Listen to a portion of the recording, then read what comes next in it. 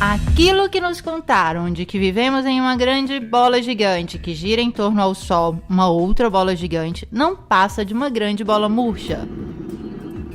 Vamos apresentar agora uma perspectiva diferente. A Terra é plana e parada, contornada de um círculo de gelo que detém os oceanos, de onde se levanta o firmamento e abaixo do qual giram Sol e Lua em órbita circular, muito semelhantes entre si.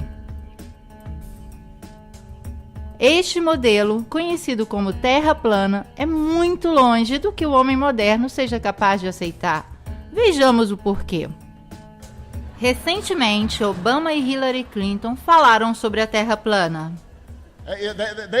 They must have been founding members of the Flat Earth Society. They would not have believed that the world was round. Eles são basicamente os protagonistas atuais da tripulação que durante séculos garantiram o domínio para poucos no mundo.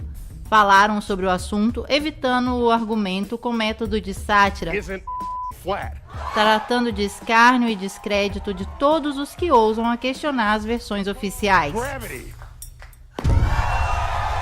Nós, como sempre, permanecemos na estrada que mais poderia definir o erro. Escreve Bacone em Um Novo Órgão, 1620. A verdade se deixa descobrir dos erros mais rápidos do que da confusão. A questão da Terra plana explodiu em 2015, propagando-se por toda a web, em grande velocidade, envolvendo pesquisadores e pessoas comuns. O porquê nos explica Thomas Kuhn no seu mais célebre trabalho, A Estrutura das Revoluções Científicas. A ciência, segundo o filósofo, não avança por acúmulo de descobertas e inovações, mas a mudança do paradigma acontece através das revoluções. Como aquelas sociais, as revoluções científicas são anunciadas de uma crescente intolerância nos confrontos da ordem existente. Neste caso em particular, o cientista adverte que o velho paradigma deixou de funcionar, mas não renuncia facilmente. Ao contrário, obstrui a investigação. Os cientistas de ambos os lados exibem acusações de heresia, chamado de conspiração, ou ortodoxia, negação. Cada revolução científica não é apenas incompatível, mas muitas vezes incomensurável com o que a precedeu.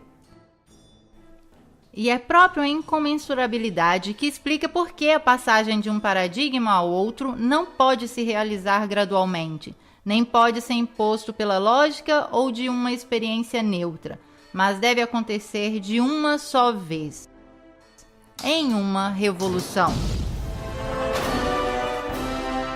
Aquilo que vemos depende, seja, tanto de quem olha quanto da experiência visual anterior que lhe foi ensinado a ver. Nossas gerações, ao longo dos séculos, têm o conceito do globo girando, onipresente, como uma única possibilidade de existência para nós. Tudo aquilo que não está dentro desse paradigma está fora de qualquer possibilidade, fora da sociedade, da lógica, do mundo. No entanto, a elite globalista tem o prazer de revelar o modelo da Terra plana. A maçonaria tem de fato a obrigação de revelar a verdade e a fazem através de símbolos e mensagens disseminadas por toda parte. Nos filmes,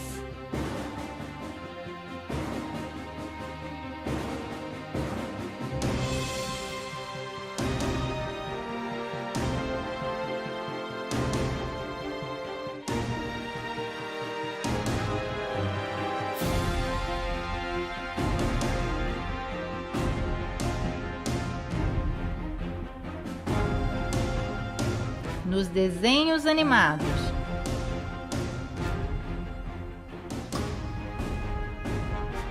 na internet,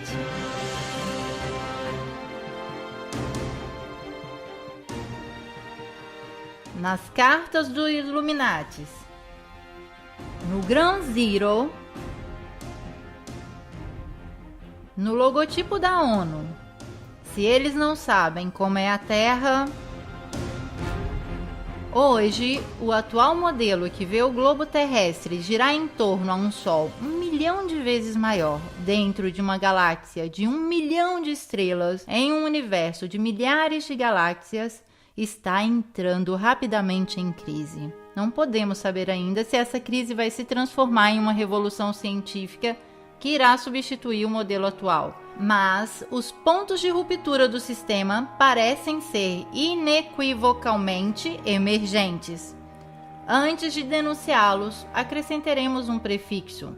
Todas as informações no campo astronômico hoje provêm exclusivamente do monopólio das agências espaciais. Estas, longe de se contradizerem, têm um denominador comum, como comum é o logotipo do vetor que as representa. Cada imagem, testemunho, experimento, informação, exploração e hipótese científica sobre a Terra e aquilo que a rodeia é nascido ou criado aqui, sob a proteção dos vetores e mantido com o dinheiro dos contribuintes mundiais. Completamos a observação com as palavras de Robert Simon da NASA. Pegamos os dados e fizemos uma imagem inteira. Depois tiramos as nuvens, colorimos de azul o oceano e onde é mais baixo de verde brilhante. Depois recolocamos as nuvens e onde tem uma ligeira fissura entre as órbitas, as repintamos. É sim Photoshop, mas tem que ser. Depois simulamos a atmosfera e por fim colocamos uma luz brilhante para ter o reflexo do sol sobre o mar. É um mosaico muito realístico. Eu não sou um astronauta, nunca estive no espaço, mas tentei criar a essência da Terra baseado nesta foto. É sim Photoshop, mas tem que ser. Sendo assim, a imagem da Terra que temos à disposição é reconstruída, alterada, composta, uma palavra precisa, falsa. O que é preciso para criar imagens falsas quando se tem a melhor tecnologia em mão? Basta uma tela azul ou um avião que viaja a gravidade zero e o jogo está feito. Aqui está o que vem mostrado a partir da telecâmera que está filmando o ex-presidente Bush em uma visita à NASA. Uma imagem recém-modificada em uma tela cromática.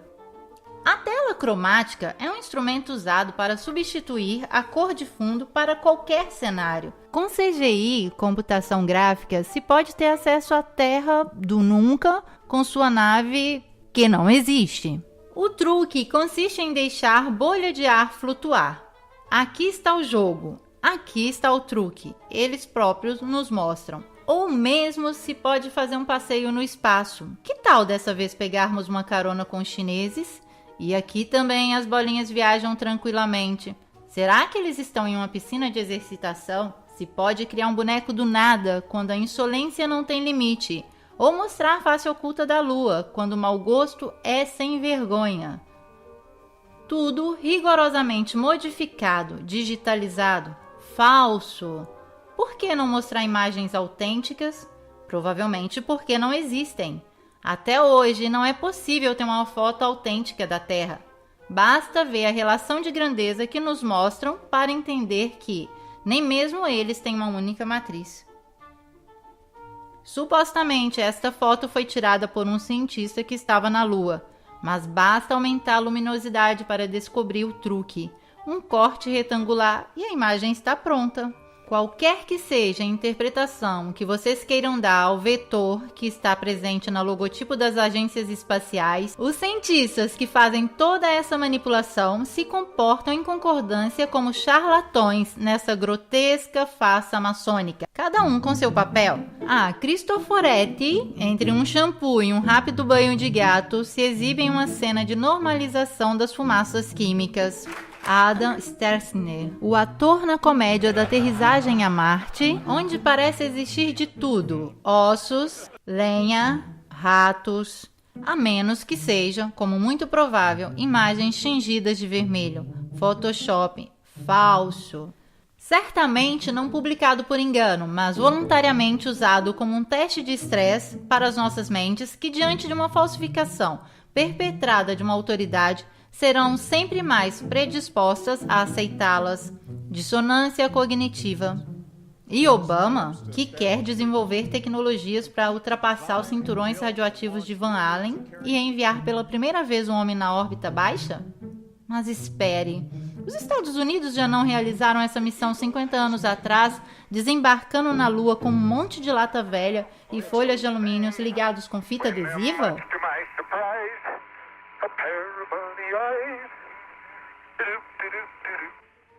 É uma versão assim tão descarada e insolente que ou eles são loucos de criar tudo isso ou nós somos burros de aceitarmos. Ambos. O monopólio das informações bem coordenadas com o mundo da escola, da ciência, da política, é milagrosamente capaz de insinuar contradições tão grandes na percepção da realidade de qualquer um que ousar a vê-la. Diz Eric Kubler, o ser humano é um sistema de informações e, de consequência, pode ser curado através da informação. Isso é o que estamos fazendo agora quando falamos da forma da Terra.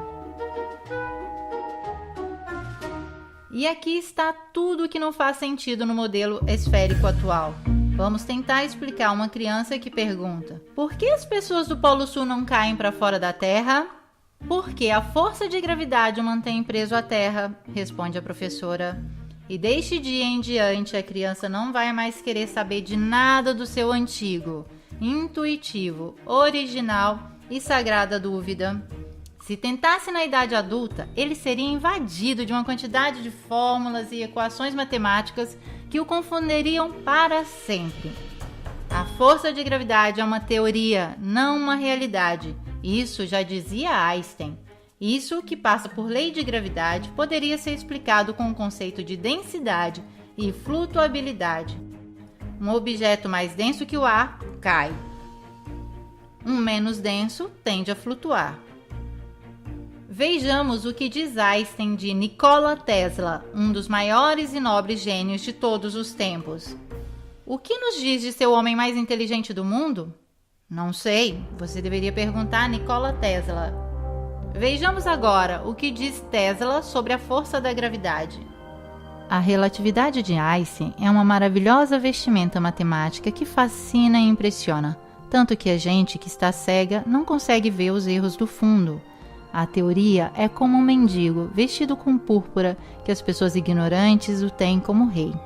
Seus sustentadores são homens brilhantes, mas são mais metafísicos que cientistas. Escreve o pesquisador Anthony Peck: aquilo que foi etiquetado de forma errada como gravidade é em realidade linhas magnéticas de força. É de fato o universo eletromagnético intuído de Tesla e ocultado com a teoria da gravidade. É o que trabalha secretamente o CERN de Genebra.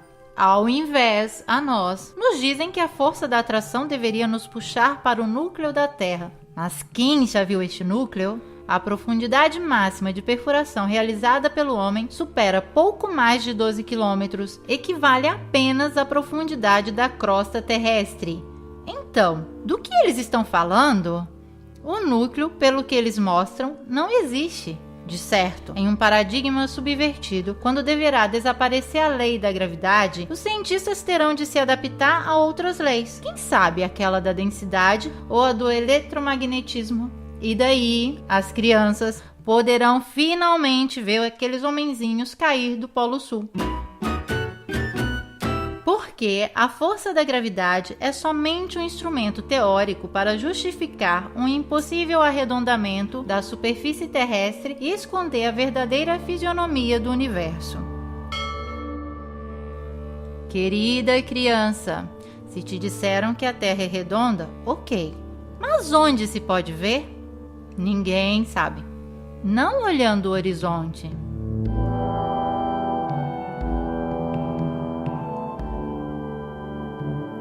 Não da janela do avião.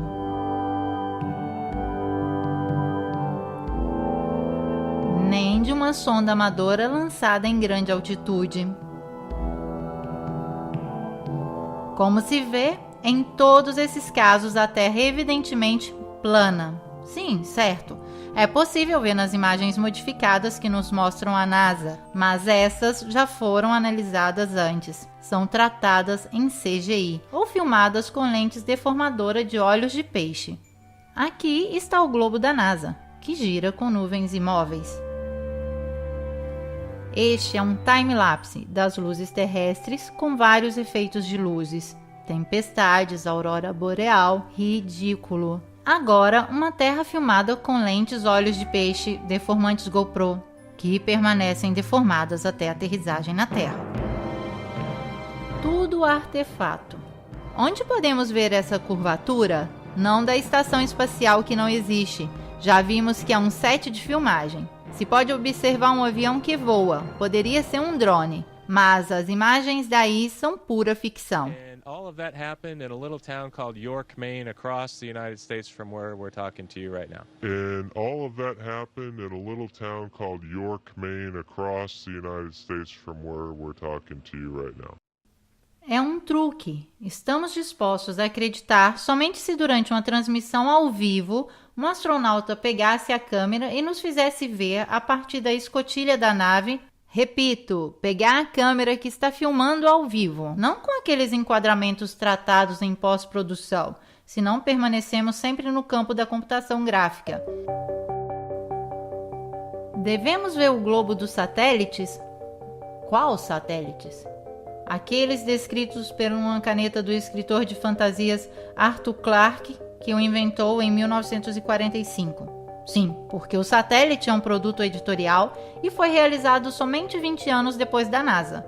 Mas até hoje não temos imagens credíveis da construção de um só satélite, muito menos da estação espacial. Com todos os dados em mão, hoje deveriam existir em órbita cerca de 20 mil satélites, mas ninguém nunca registrou a presença de nenhum, ou mesmo uma possível colisão, ou queda, ou passagem enquanto se observa a Lua. Nunca visto, nem da Terra nem do espaço, excluindo as imagens elaboradas com computação gráfica. Buongiorno, questa è l'ultima foto del nostro cosiddetto satellite sull'Italia.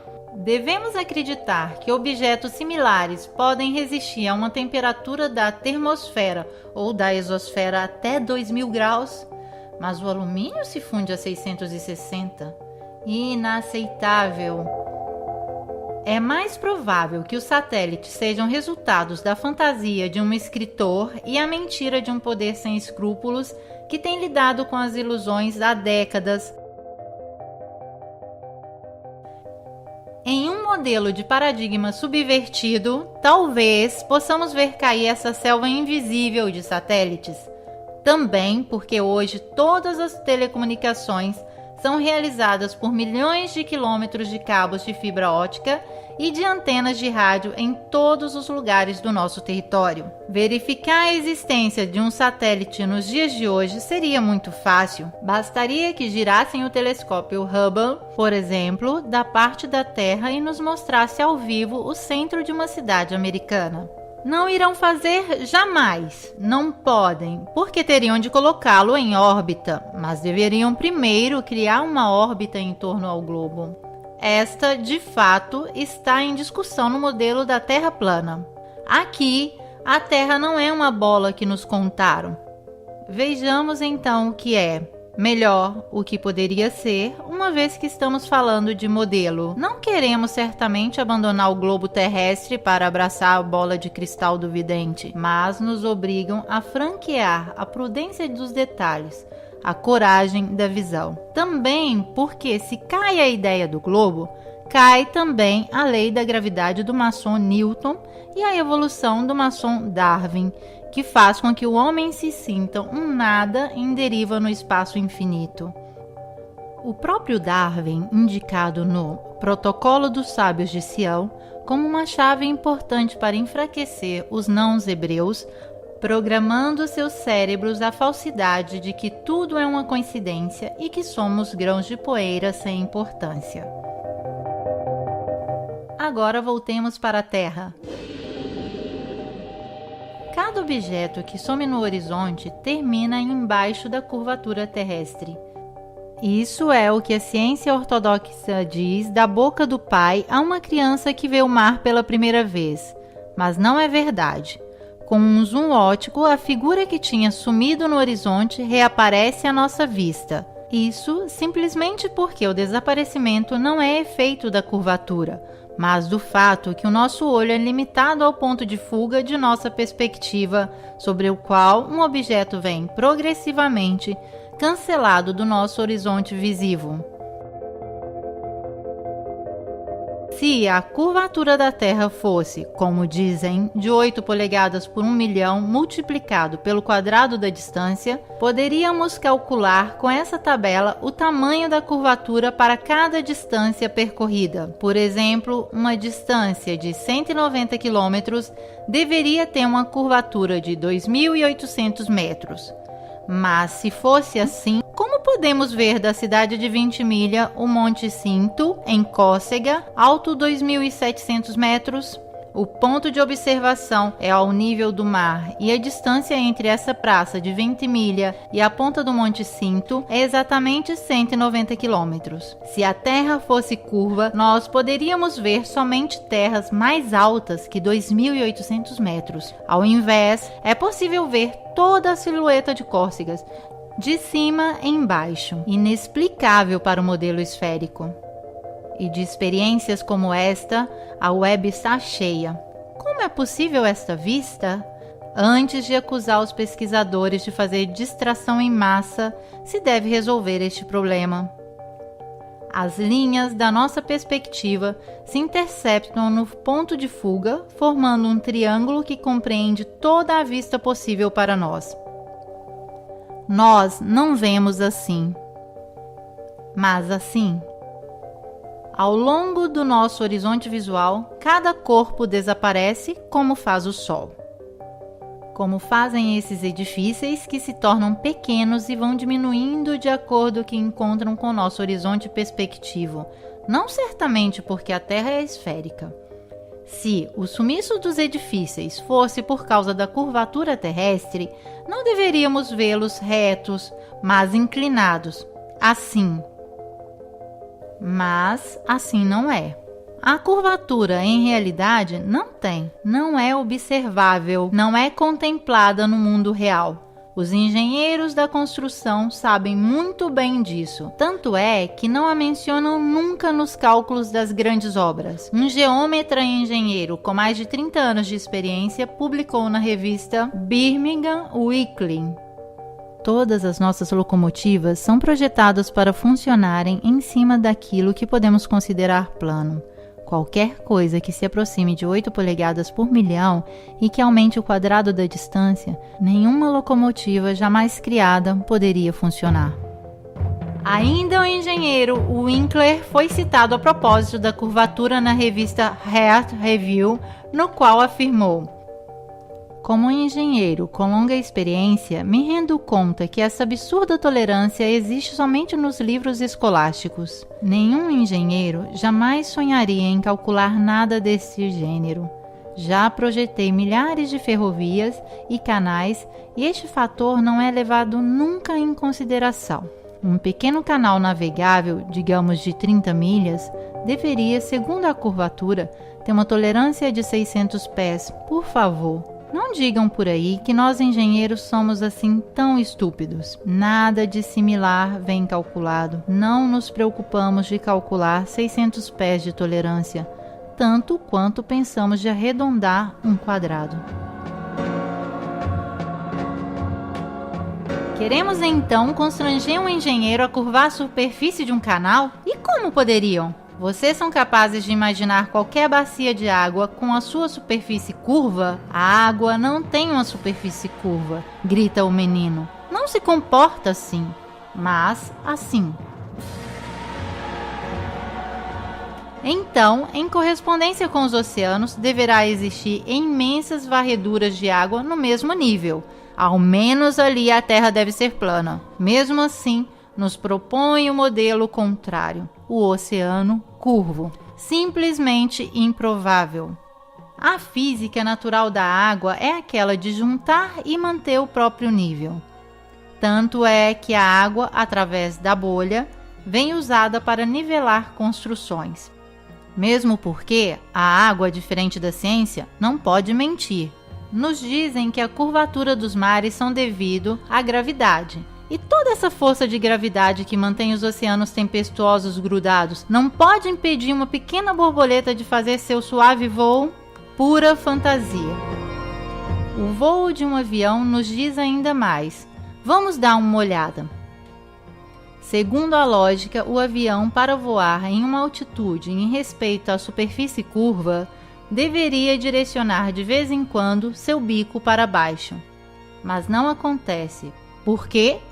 Pergunta agora nosso famoso menino que pegou um pouco de coragem.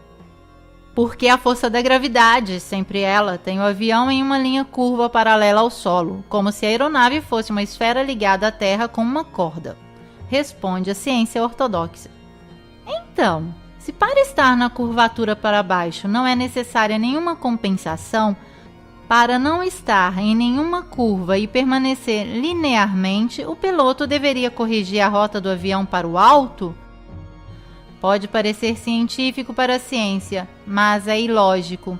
E se bastasse um voo linear para se perder no espaço, para que serviria um míssil? Ciência e tecnologia são assim tão incongruentes? Não é assim.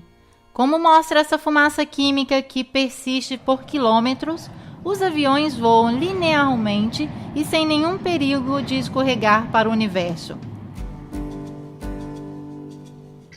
Agora vamos pegar uma rota aérea, neste caso em particular, ocorrida em 2015.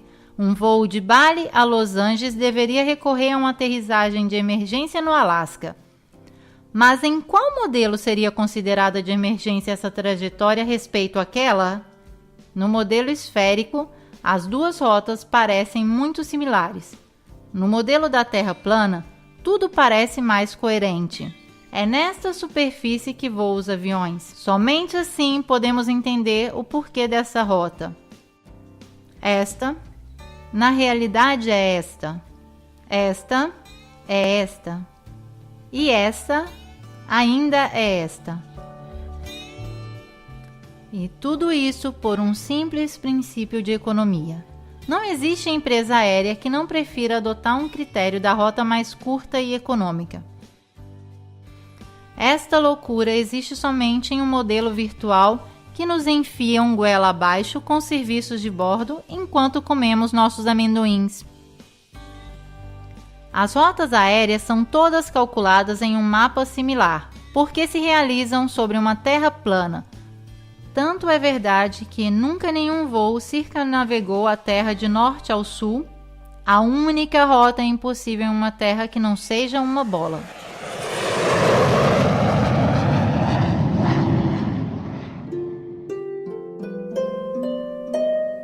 Um modo elegante de explicar a curvatura terrestre é fornecido por Eratóstenes de Cirene, matemático e filósofo que viveu no século III a.C.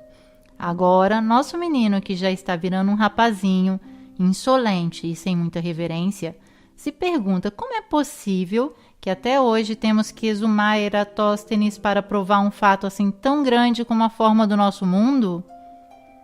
Simples, porque estes coveiros têm em mãos apenas um punhado de cinzas. O experimento de Eratóstenes consiste em medir o raio da Terra esférica, que tem somente 5% de diferença do que se considera válido atualmente. Ele observa simplesmente a diferença de sombras projetadas pelo Sol ao meio-dia do holístico de verão nas cidades de Ciene e Alexandria do Egito, distante entre elas 5.000 estádios e imaginadas no mesmo meridiano. Enquanto em Ciene o Sol não projeta sombra ao meio-dia, em Alexandria a sombra da Gnomo faz 7,2 graus com a vertical, isto é, 1/50 de ângulo giro. Da qual temos a dedução: a circunferência da Terra deve ser de 50 vezes a distância entre as duas cidades, isso é 25.000 estádios, ou mais ou menos 39.000 quilômetros, aproximadamente os 40.000 quilômetros de circunferências aceitos hoje. Na encenação do filme do pouso na Lua, as sombras dos corpos projetados pelo Sol em uma superfície lunar são divergentes entre si, mesmo estando a poucos metros de distância no plano, então sem necessidade de presumir qualquer curvatura significativa.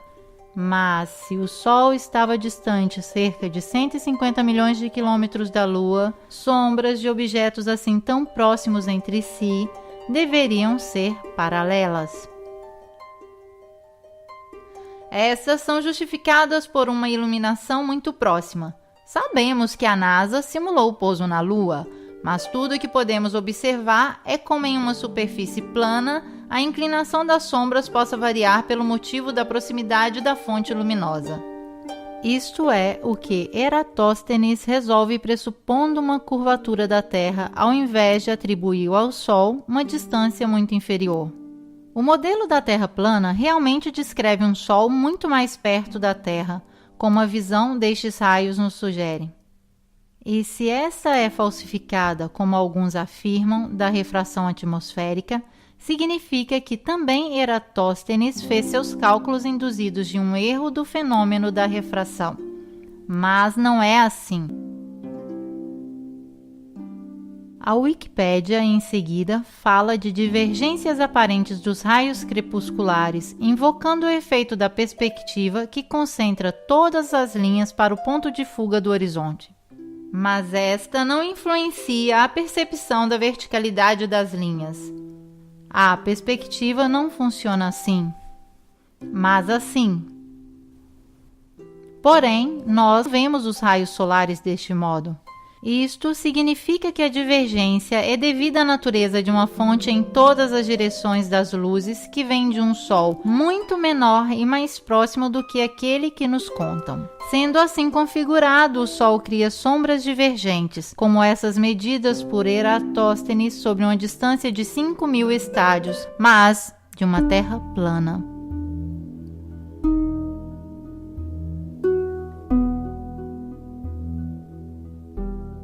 Agora vamos nos ocuparmos do movimento da Terra examinando a maior prova de todas, o giroscópio, um instrumento físico que consiste em manter seu eixo de rotação fixo, qualquer que seja o movimento em torno a si. Isto acontece pelo efeito da lei de conservação do momento angular e se realiza através da ligação exclusivamente mecânica do eixo de um rotor com sua suspensão cardânica. O giroscópio foi utilizado pela primeira vez por Léon Foucault em 1852 para demonstrar o movimento da Terra. Os livros científicos da época relatam o sucesso dessa demonstração. Vejamos.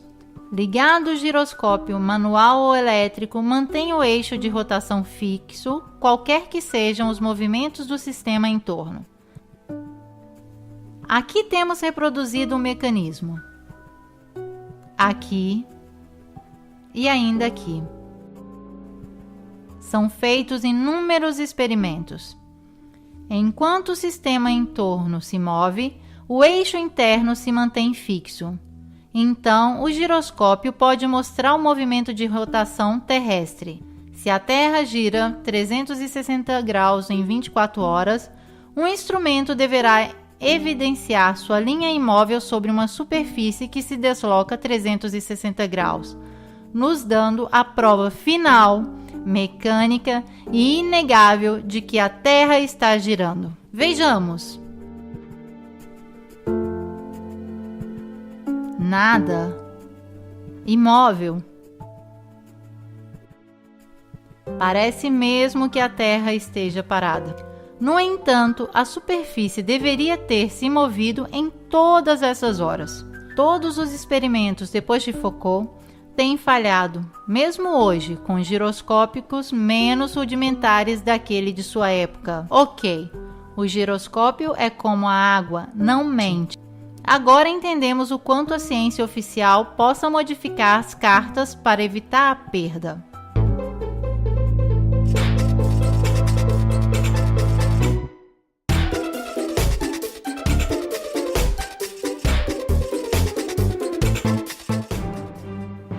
Temos ainda o efeito Coriolis. Os divulgadores científicos não veem a hora de se afirmarem sob fórmulas que demonstrariam como essa força aparente pode fazer girar os redemoinhos dos drenos dos banheiros em sentido horário se você usa o bidê no hemisfério norte e sentido horário se você usa no hemisfério sul. Basta, te peço. Para saber mais sobre os drenos dos bidês, consulte o Wikipédia. Eles inventam forças imaginárias e as aplicam como querem. Fazem valer o efeito Coriolis para um tiro de bala disparado no ar que supostamente se deixa agir dessas forças antes de bater no chão. Mas não para um avião que deveria também sentir o movimento da Terra e aterrissar assim, porque as loucuras podem ser colocadas em circulação até que se choquem com a parede da realidade. Vamos desmascará-los. Os redemoinhos e os drenos dos banheiros giram ambos os sentidos em todos os lugares, e os aviões podem aterrissar tranquilamente sobre a Terra parada.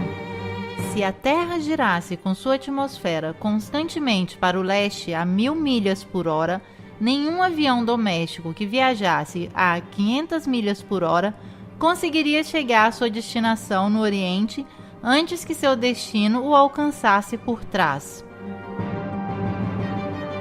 De fato, se refletirmos, a rotação da Terra é invisível. Infelizmente, nós não acreditamos naquilo que vê em nossos olhos porque nos ensinaram um sistema maquiado, o qual nos faz acreditar naquilo que nunca foi confirmado da observação ou dos experimentos. Lembrem-se, nenhum experimento jamais demonstrou que a Terra se move.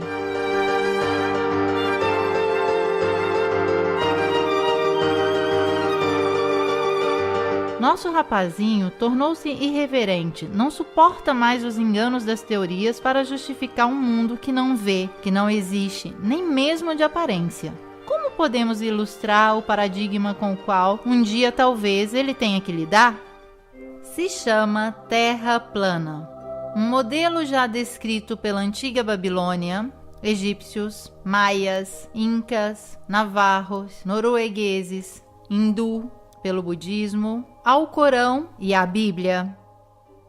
E a Terra, assim como podemos vê-la, acreditando em nossos olhos, plana e parada, com um polo magnético ao norte que aponta sempre para a estrela polar, um equador entre a linha mediana e um imenso círculo de gelo chamado Antártida, da qual se pensa que possam existir outras terras ou onde se inicia a cúpula do firmamento, o nosso universo. Esta é a volta que fazem as luzes siderais de forma concêntrica em torno à estrela polar.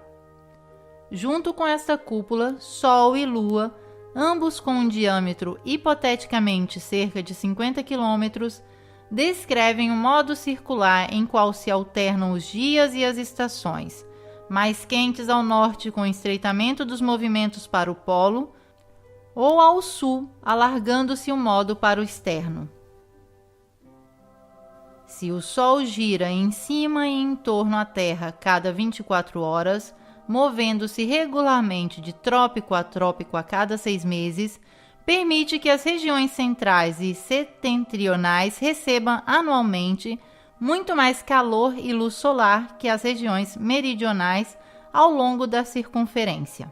Do momento em que o Sol se move mais rapidamente em cima das regiões meridionais, nas mesmas 24 horas que se deve passar sobre a região setentrional menor, sua passagem será em proporção necessariamente mais lenta. Isso explica perfeitamente as diferenças das temperaturas entre Ártico, menos 30 graus de média, e Antártico, menos 60 graus de média, as diferenças de estações e de duração da luz do dia. A explicação das estações assim formuladas parecem muito mais convincentes do que aquela do modelo esférico. Neste, de fato, as diferenças de estações são causadas da inclinação dos eixos terrestres em respeito aos raios de Sol. Teoria que traz o resultado paradoxo que no hemisfério boreal, o nosso, é mais frio quando a Terra está no ponto mais perto do Sol e mais quente quando a Terra se encontra no ponto mais distante. Como Como pode uma pequena diferença de inclinação influenciar tanto assim, quando uma diferença de 5 milhões de quilômetros de distância influencia tão pouco? O rapazinho, já bastante crescido, recorda que nunca foi capaz de entender perfeitamente esta incompreensão. Até que Obama falou da Terra plana. O modo concebido no modelo plano resolve também as incongruências insustentáveis sobre a Lua. A versão mais aceitada nos conta que a Lua gira em torno da Terra com uma órbita de 28 dias. O modelo esférico apresenta, porém, vários problemas de ordem. Primeiro, nos indica uma Lua muito menor que o Sol, enquanto nossa percepção da realidade mostra dois corpos sólidos e de tamanhos parecidos. Segundo, para justificar o fato que vemos sempre uma fase da Lua, o modelo força um improvável movimento sincronizado com a Terra, graças aos períodos de rotação e revolução lunar idênticos. Mas, se fosse assim, não se pode entender como foram provocadas as crateras na fase visível da Lua, uma vez que está sempre virada para nós. Terceiro, neste modelo concebido seria impossível ver a Lua cheia de dia. Mas é aquilo que vemos na realidade. Quarto, alguns eclipses lunares são incompatíveis com a teoria. Assim explica o eclipse um modelo esférico. A Lua entra no cone da sombra da Terra, que interrompe a iluminação da parte do Sol. Vejamos. O nascer do Sol nos Estados Unidos, a sombra da Lua deve ser para baixo necessariamente.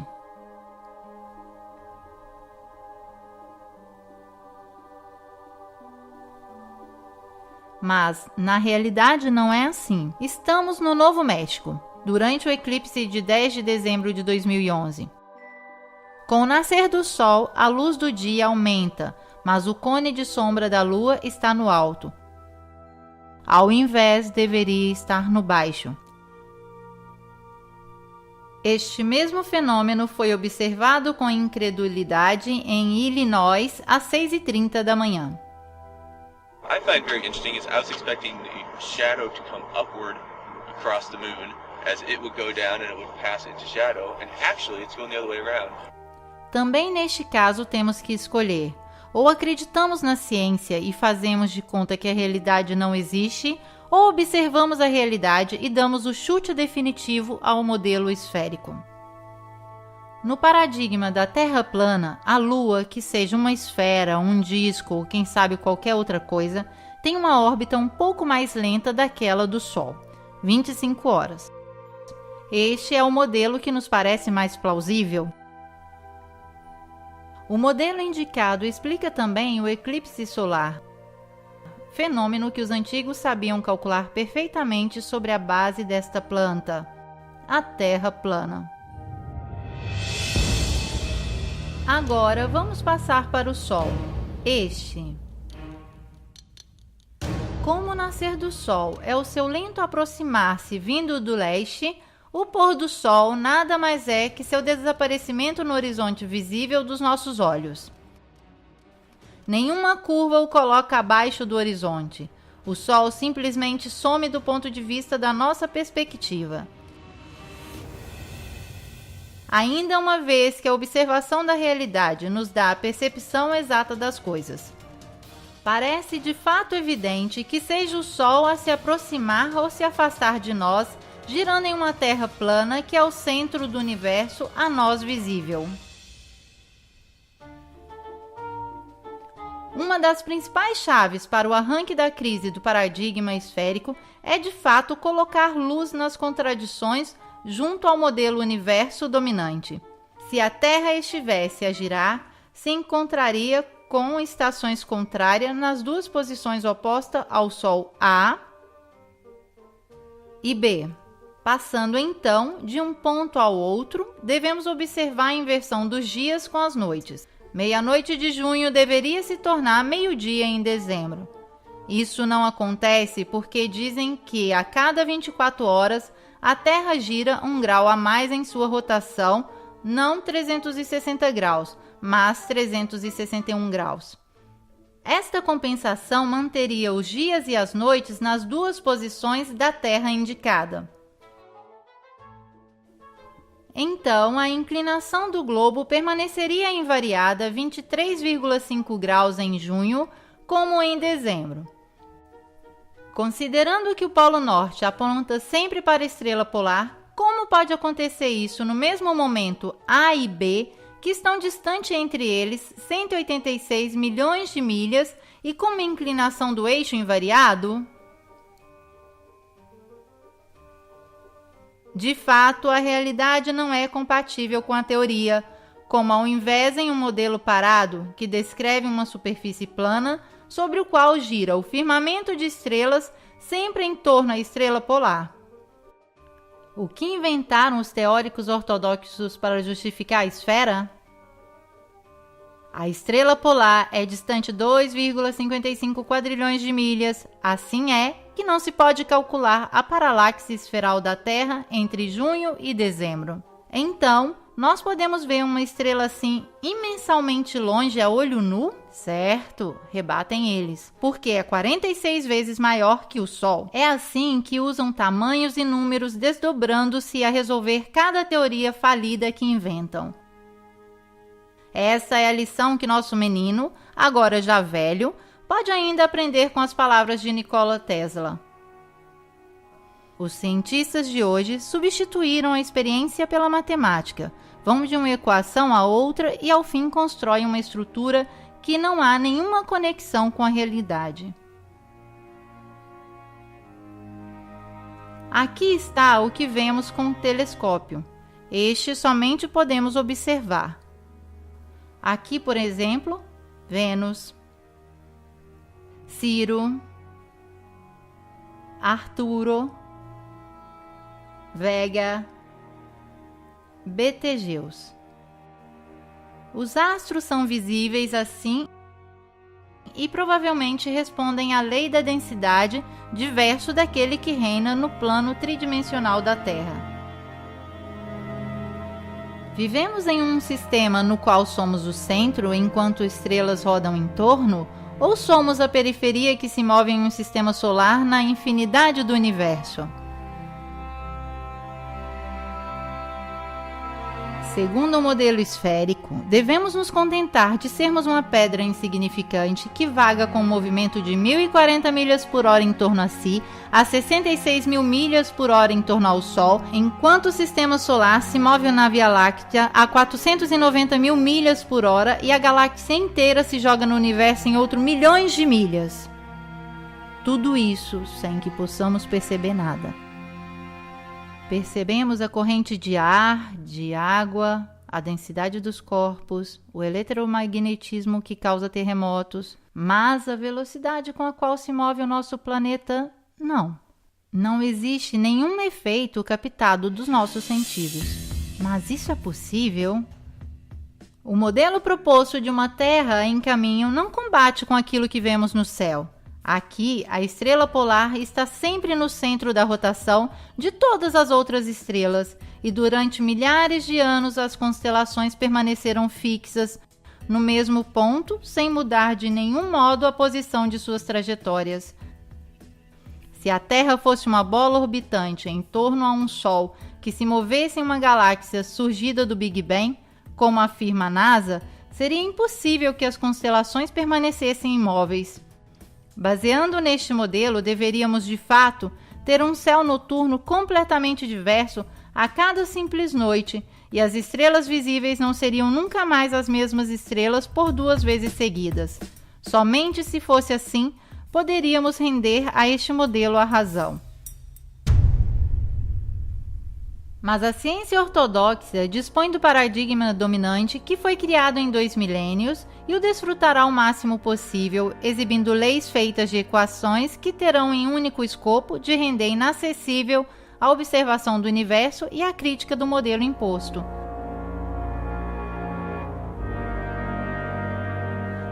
É por isso que depois da exploração do almirante Byrd, que com suas viagens revelou um local desconhecido da cadeia do gelo antártico, surgiu um tratado internacional que fechou este local para qualquer acesso. Não parece estranho que a família Rockefeller financiou e promoveu, seja a expedição tanto para ver uma montanha antártica dedicada ao seu nome, seja um tratado de não desfrutamento contra os seus próprios interesses petrolíferos. Quem sabe em homenagem a qualquer interesse mais vasto? O Tratado Antártico foi firmado em Washington em 1959, 2 anos depois do último sobrevoo e da morte do almirante. Hoje, com apoio de 48 nações, o tratado veta a atividade militar no continente de gelo, mas as pessoas e maquinários militares podem ser usados para procura científica ou qualquer outro escopo pacífico. Pois é graças a isto, uma vigilância militar constante envolve todo o cinto antártico em segredo que o supergoverno mundial impôs à humanidade, também por meio de violência, no caso de pilotos civis e capitães de navios que quiserem se aventurar. Antes de chamar de desinformado a quem quer que seja, venham de encontro às respostas que nos escondem os mistificadores da Lua feita em casa. Se o paradigma dominante fosse hoje o da Terra plana, pense quanto facilmente vocês cairiam na gozação a querer convencer que a Terra seria uma bola que roda, trazendo consigo nuvens e oceanos, sem que ninguém perceba. Queridos inquisitores, sejam sábios e percorram a estrada do conhecimento, não aquela da ignorância. A exploração da Antártida, estando no modelo da Terra plana, poderia revelar as ramificações da verdade e os confins da Terra, o limite de onde se encontra o firmamento, ou a existência de novas terras descritas, por exemplo, de um antigo mapa budista. Se fosse assim, se poderia especular a presença de terras próximas à nossa em uma superfície plana separadas por gelo ou em um plano abaixo. Este poderia ser um pavimento do universo. Hoje seria possível uma viagem para o conhecimento onde ninguém nunca foi, mas aquilo que permite a tecnologia, o poder veta, isso é claro. O cinto de gelo abaixo os 60 graus paralelos foi considerado inacessível. As elites do poder fazem uma zona internacionalmente fora dos limites, aberta somente com visitas guiadas, limitadas e caríssimas, com somente 3 pontos de acesso totalmente controlados. De fato, sabemos que os guardas estão nas fronteiras. Isso nos autoriza a pensar que a esfera da qual nos impõe acreditar seja a forma mais adequada para esconder as margens da Terra e aprisionar assim cada mente questionadora.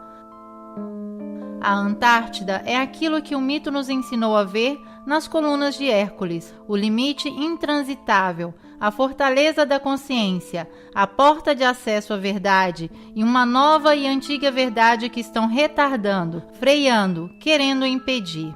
E se alguém se assim atrever a defini-la, eles tentarão poluí-la de novo, saturando as massas com mentiras. Se Obama tivesse no coração a consciência da humanidade, o seu bem, o conhecimento do saber e do sentir comum, ou se somente tivesse a Terra plana como um absurdo para desmascarar, concederia uma missão à Antártida autofinanciada para uma comissão de livres exploradores de cada pensamento. O que fazem, ao contrário, é criar divisão, democráticos contra republicanos, terraplanistas contra heliocêntricos, nós contra eles. Isso é tudo que serve para poder dominar. Tem a necessidade de nos deixar nas sombras, de nos fazermos acreditar que somos um pontinho insignificante no universo. Para isso que serve o sistema heliocêntrico. Os dominantes, movendo as alavancas do verdadeiro poder, preparam ilusões de que um dia desembarcaremos em Marte, ou quem sabe um deles pousará aqui. E assim nos induzem. Podemos destruir tranquilamente a Terra porque um dia não nos servirá mais. Quem conhece a verdade? Os mesmos que impedem os outros de realizá-la? Talvez. Os jesuítas sempre adoraram o Sol e o vestiram de Cristo, apoiado e gestido como uma leva financeira do sionismo mundial e, através das lojas da maçonaria, determinam aquilo que se deve esconder e o que somente a simbologia pode revelar. Neste engano milenar do qual o homem é vítima, nos escondem a coisa fundamental, o porquê nascemos. Eis aqui o porquê nos ocupamos da Terra plana. Descodificar o modelo Terra responde a essa dúvida existencial de cada homem. Em uma síntese extrema, se a Terra é plana, quer dizer que nos enganaram deliberadamente. Se apropriaram do senso da nossa vida, camuflando com imagens sagradas ou profanas que nos dão nas saídas da igreja ou dos shoppings. Removendo a Terra do centro do universo imóvel, esses maçons nos levaram fisicamente e metafisicamente de um lugar de suprema importância a um lugar de completa indiferença a tudo. As suas corporações nos vendem ídolos para adorarmos, que tomam posse lentamente do mundo enquanto nós silenciosamente acreditamos em sua ciência, votando em seus políticos, comprando seus produtos, escutando as suas músicas. Vemos os seus filmes, sacrificando nossa alma sobre seus altares de materialismo. Não falarei do Criador ou em quem acreditar. Antes que venha a acreditar em qualquer coisa que seja, é necessário acreditar em si próprio, retirar a procuração em branco, não confiar em quem impõe a sua credibilidade. Eles afastaram o homem do seu centro para poder estar no trono principal, impondo a imutabilidade para a lei do mais forte. Como todos os enganos, é em vão perguntar quem seriam os cúmplices. Astronautas, pilotos de avião, políticos, cientistas. Certo, o paradigma vencedor é indiscutível se deseja manter o próprio trabalho e a própria reputação social. A estrada percorrível é aquela da consciência e procura pessoal, que devagar se transforma em consciência e procura coletiva. Estaremos abaixo da satirização dos grupos que acreditam no sistema, mas quem tem consciência tem também ombros largos para carregar este peso. Entanto, nós temos rumores que o Vargo Celeste seja impenetrável. Se tem que inventar todo este cinema é porque não pode acessá-lo. Tanto é verdade que os Estados Unidos e a União Soviética o tentaram violar com sucessivas operações. Explosões atômicas realizadas na atmosfera logo depois das últimas descobertas no Antártico. But strangely enough, there's left in the world today an area as big as the United States that's never been seen by a human being. And that's beyond the pole on the other side of the South Pole from Middle America. And I think it's quite astonishing.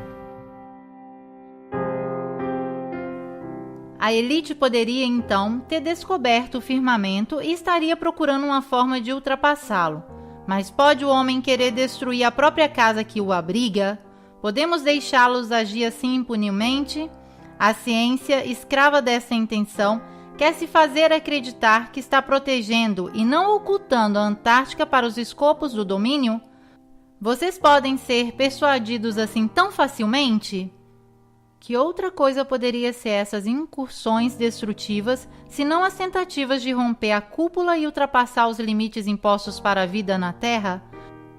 Parece estranho falar de cúpula também para mim, mas se até Hillary Clinton o faz, por que nós também não podemos? Por que não devemos nunca dar voz à sabedoria que tinham os antigos ou a essa impressionante e nítida foto tirada na última missão na Antártica?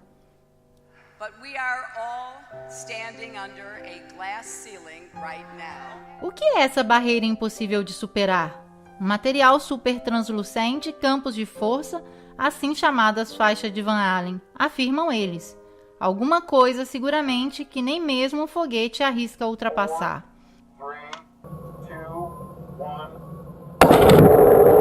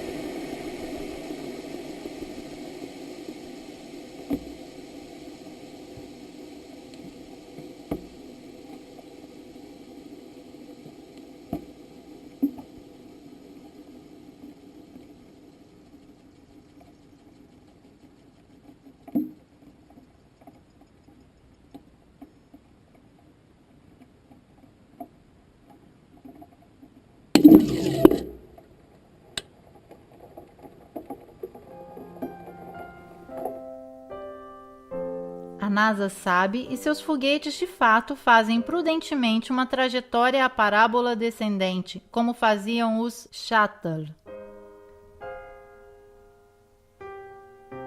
A propósito, vocês se recordam do incidente do Space Shuttle Challenger em 1986? Então, parece que 6 das 7 vítimas participantes, assim por dizer a missão, estão ainda vivos. Não parece para vocês também? Que seja a enésima farsa made in Estados Unidos? Talvez não saberemos nunca.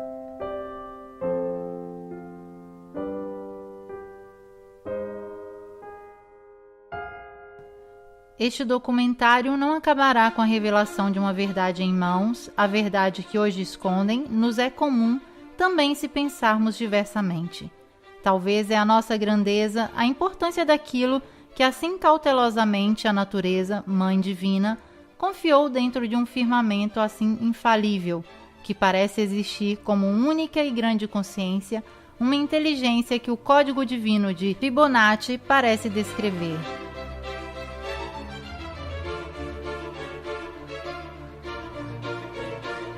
Que seja o modelo mais adapto a retratá-lo, esférico ou plano. Tudo aquilo que existe tem a ver com cada um de nós, tem a ver com o menino que no berço já sabia de tudo e que depois de surpresas e surpresas se esqueceu, adormentado com o cansaço da experiência. Então hoje querem nos fazer acreditar que a Lua foi conquistada, que o núcleo da Terra nos atrai, que luzes tão pequenas são sóis gigantes a distâncias impronunciáveis, mas eles mesmos nos dizem que quem não é formado não pode contradizer, deve aceitar o arsenal atômico que acaba com o futuro da vida, a eliminação da inteira espécie terrestre a um ritmo da segunda grande extinção. Aceitar que o petróleo venha definido como fósseis, assim para vendê-lo por raro, mas indispensável. Que o veneno químico dos aviões passe por vapores, nos matando assim, sem nem ao menos um culpado. Aceitar que a elite domine a realidade e induza em todos nós a percepção da realidade que se faz cômoda.